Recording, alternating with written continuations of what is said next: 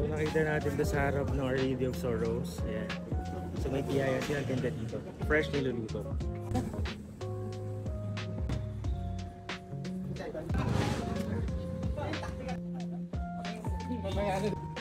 $20 sir. So nakita natin ito sa FB Harrison dito sa may Pasay area. And I guess may mga pumunta ng vlogger kasi may mga sticker na doon. Pero masarap kasi freshly cooked, so crunchy din, no? Crispy, so pakinggan nyo.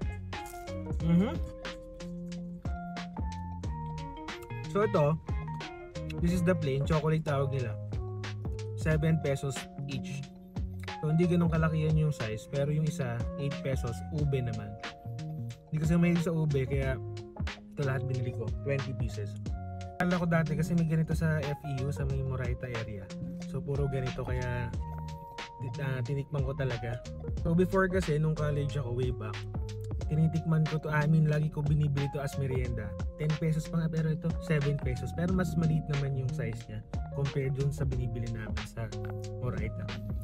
So if napadaan kayo, give it a try kasi at ₱7 ang sarap na, and makakatulong pa doon kasi solid yung mga ganun, yung parang open kitchen ka pa nagluluto. Isang ASMR ba tayo para marinig nyo gaano ka crunchy.